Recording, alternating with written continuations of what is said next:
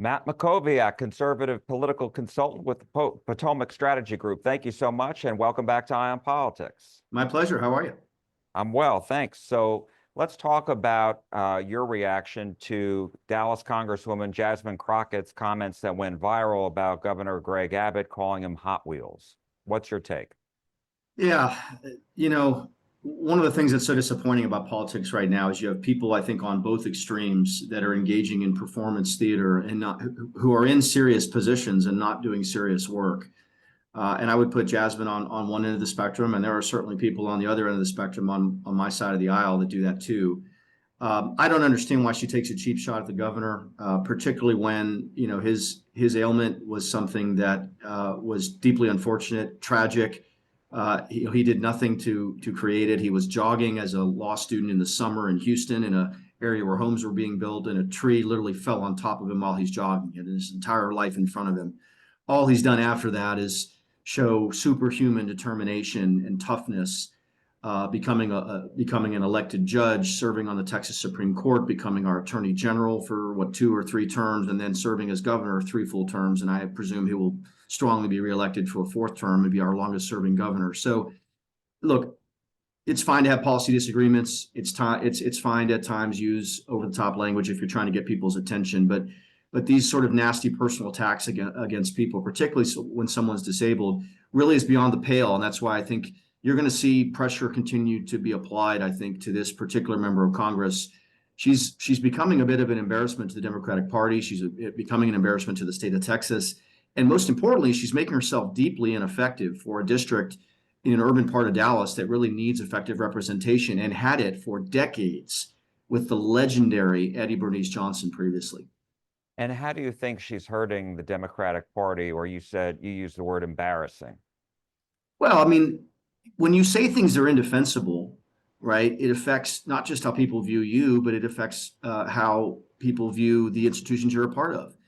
She's a Dallas Democrat. She's a member of the Democratic Party in Texas. She's a national figure who's on cable all the time on MSNBC and CNN.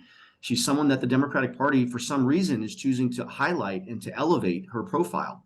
And so, again, you can use that profile for effective things, for making cogent arguments, for bringing policy ideas to the table, for advancing and advocating for legislation, for solving problems.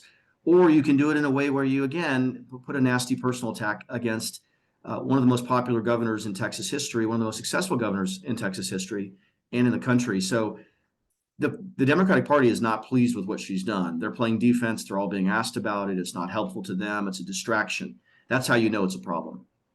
And what do you make of the post on X that she said after the fact, saying that she was talking about his policies of busing migrants to other cities? I mean, she must think we're all incredibly stupid to put that kind of explanation out there. She's apparently unable to apologize, unwilling or unable to apologize, which says a lot about her character. She should just apologize. I make a lot of mistakes myself, and I apologize a lot. I do it with my wife a lot, I assure you. You can do it in public life too. In fact, when you do it, it actually makes you stronger, not weaker. So she should have just apologized. I hope she's called the governor and privately apologized. I would wager a large amount of money she hasn't. And my last question on this topic is, Governor Abbott responded on Fox, and what did you make? I don't know if you saw it, but what did you make of his response? Yeah, look, he's a pretty strong and tough individual. Just the things he's overcome in his life and the kind of determination it takes to do the things he's done. He's responding because he has to, because this thing has gone viral and become a big story. But he does it with class. He does it with integrity. And I think he's someone that we can all be proud of. Whether you agree with the policy decisions he's made throughout his public life or not, he is a good and honorable and decent person. And I don't know anyone who I find credible who doesn't believe that's a true statement. All right, so let's talk about our second topic, and that is Senator John Cornyn launching his 2026 reelection bid. And of course, all this comes amid questions about whether Texas Attorney General Ken Paxton is going to primary challenge Senator Cornyn.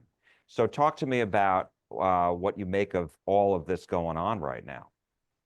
Yeah, there's a lot going on right now. And people may be thinking, why is it happening this soon?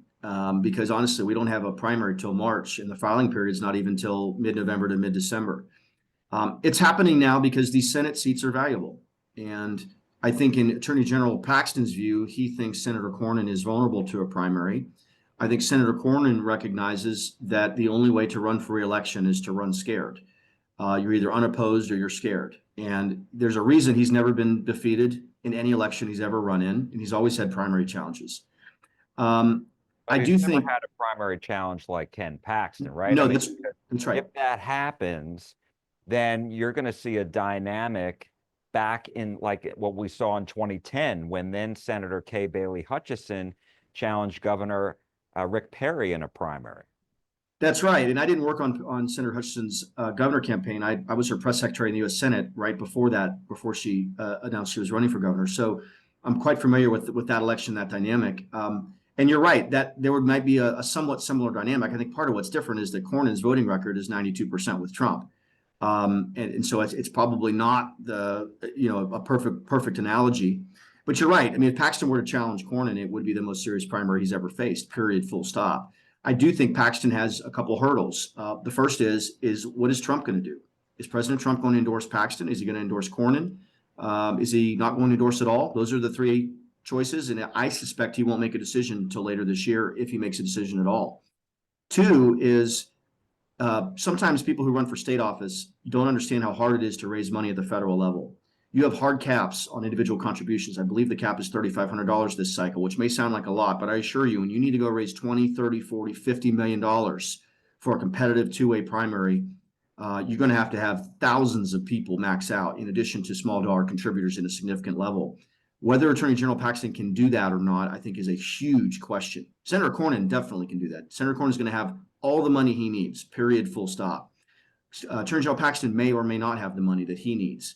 So those are the two, to me, the two really big questions. And Paxton also faces a choice. He could run for re-election to Attorney General. He talked with Tucker Carlson on his podcast about how much he enjoys being Attorney General, how the work he's doing there is important, and why he really wants to maybe even continue doing it, including running for another term. There could be an opening above him on the ballot. I'll just leave it there. There could be another opportunity that's not the U.S. Senate that he might choose. And then, of course, there's the U.S. Senate race. So there's a lot that's still going to happen. I wouldn't surprise me if Attorney General Paxton announces an exploratory committee soon, which would allow him to raise money, travel, hire staff, do polling, perhaps solicit some endorsements from some activists. But from what I can tell, with the launch video recently from Senator Cornyn, the team he's building, the fundraising he's doing. I was at his first fundraiser in Houston last week. It was very, very, very successful at John Now's beautiful home in River Oaks. Senator Cornyn is doing a lot of the things that he needs to be doing, and he's doing them at a very high level with a very capable team. And I think there's, again, a reason he's never lost a campaign. And his video that he put out launching his reelection bid is very Trump centric. Sure. Yeah, look, President Trump is not just the strongest endorsement in the Republican Party today. He's probably the strongest endorsement in the Republican Party in the modern era. I mean, when you just look at what his endorsement does, particularly in Republican primary, it is the most powerful force in politics today, period. And so, Cornyn, I think, has a case to make. He has a story to tell.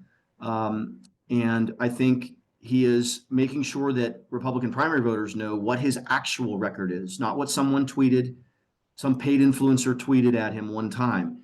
His actual record with Trump is 92% voting with him, and I'm sure that's only going to go up going forward. He supported every single cabinet nominee, a number of whom he supported really in a vociferous, assertive way, and was very helpful shepherding nominations, particularly those through the committees that he serves on Intel, on Judiciary, and other committees. But yes, he is obviously recognizing how strong Trump is in the party, and he is making sure voters understand precisely what his actual record is in voting with Trump 92% of the time. And let me ask you, because there is a dynamic, right? It's primary voters and eventually general election voters, right? Sure. And so with the primary, you have people who love the grassroots love Ken Paxton, and they don't, when you see comments, they don't really love Senator Cornyn. So, and plus they point to comments that he made about, he thought, back in 2020, maybe late 23 before, or perhaps in 2024, when then candidate President Trump got into the race, Senator Cornyn said, it may be time for somebody else. And so how does he get through all that? Yeah, I mean, this is all going to get litigated, in the race. And if Paxton doesn't challenge Cornyn, someone else will. There's been Congressman Wesley Hunt from Houston's been making some noise. There's some other potential candidates, that will probably look at it. I think those people are going to have an even harder time raising money than Attorney General Paxton would if he challenged him. So the problems and the hurdles that Paxton faces are even higher for other people. As it relates to Cornyn's record, his past statements, he's going to have to, defend and explain a lot of that. And he's already started. He went on activist Michael Quinn Sullivan's podcast this week and talked about some of this. My memory is that he endorsed President Trump the night of the New Hampshire primary. It's actually the same night I endorsed President Trump. And the reason that I did is I wanted there to be a competition. I wanted to see the other candidates compete. I wanted to make sure we had the single strongest nominee. And our voters made absolutely clear after the absolute blowout in Iowa and after the successful victory in New Hampshire that Trump was the strongest candidate and that he needed to be the nominee. And the party unified around him more quickly at that point than at any time I can remember. But yes, he's going to have to, answer questions about these things, and he will. Last question. What Democrat do you see challenging Senator Cornyn and getting into this race? Yeah, the Democratic bench in Texas remains pretty thin. They have members of Congress. They have members of the State House and Senate. They haven't won a statewide election since 1994, and I will make a bold prediction they won't win a statewide election in 2026. That said, I imagine the Democrats would rather run against Paxton than they would against Cornyn. Paxton is going to have higher negatives with independents and might even have a small sliver of Republicans, maybe 3 to 5%, that might be willing to vote for a Democratic challenger, perhaps. Cornyn won't have that. Cornyn will win easily by 10 or 15 points, almost irrespective, I think, of who the nominee is, because he has much broader appeal. Who could the candidate be? Colin Allred would be the first name on the list. That margin was 9% against Ted Cruz in a presidential year. He may think a midterm year would be better. It might along the margins for the Dems. It also may not. If the economy is strong as I expect it to be next year, it could be very similar to 2024. After Colin Allred, you start getting into some really thin water, really shallow water, right? Beto O'Rourke's name is always out there. You could have a legislator, perhaps a senator who's not up for re-election at the state level in 2026, take a free shot. I think Lena Hidalgo, the Harris County judge, is someone who they want to be a statewide candidate. I think Clay Jenkins, the county judge in Dallas County, is someone they want to be a candidate. I think San Antonio Mayor Ron Nierenberg is someone they might have be a statewide candidate. Again, these are all possibilities. But I think that part of what the Dems are going to look at is whether Paxton runs and whether he's a serious threat to Cornyn. If he is, I think you might see a more credible candidate run on the basis that they will see that race as being more competitive in the fall. All right, we will leave it there. Matt Mackowiak, conservative political consultant with the Potomac Strategy Group. Thank you so much. We appreciate it as always. Thank you. Take care.